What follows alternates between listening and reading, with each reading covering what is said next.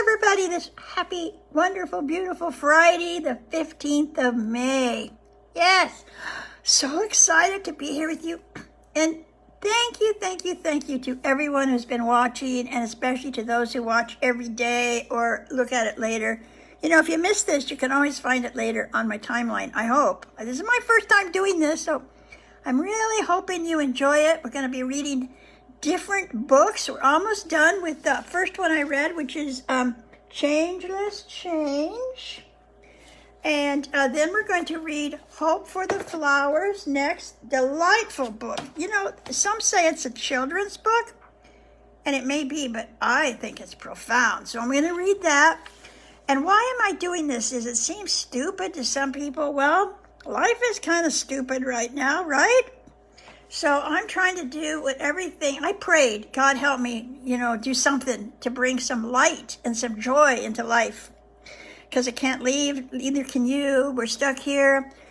So I prayed, and it came to me to do this read along with Carol, Coffee with Carol. So good, bad, or indifferent, this is what I'm doing. It brings me joy, and I hope it brings you a few minutes of joy in your life. Today I'm going to read about... and we're almost done with this book, that life really is fair. You know, I've heard that my whole life, that, Carol, life's not fair. The only fair is the county fair or something like that. And I have come to believe that life really is fair. I believe that we get what we give.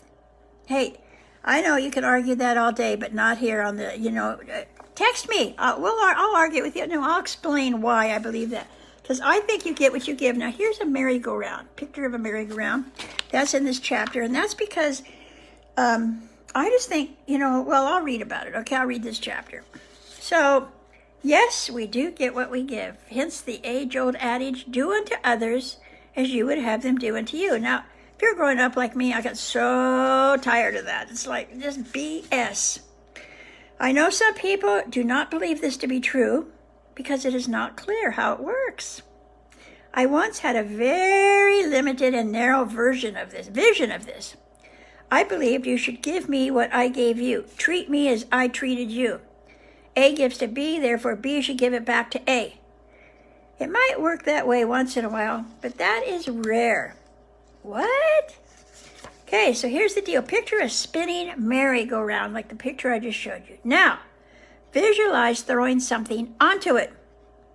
You have absolutely no idea where it will fly off, but it will. And that is how it works. So I had to just broaden my vision. I never know where or when or how what I put out there, bad as well as good, will come back to me, but it will come back.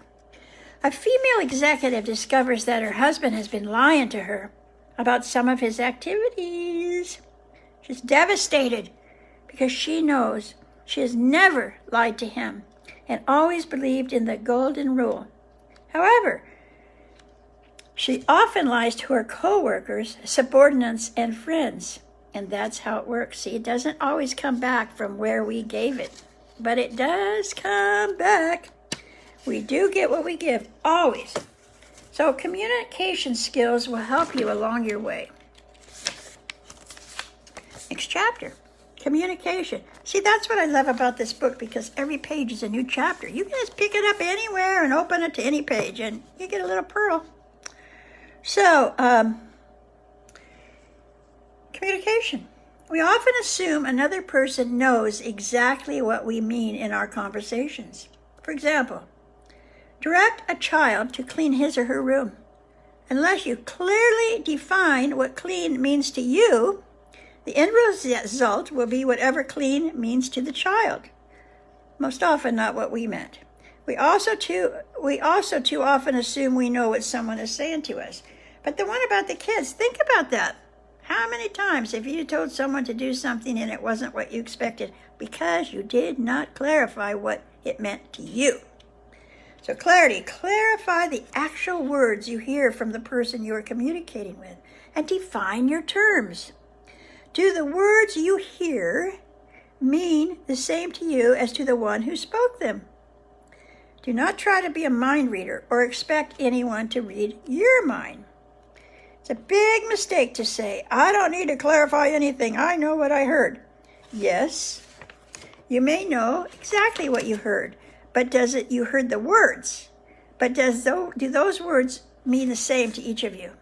There are many examples of not only words, but also whole sentences that can be misunderstood.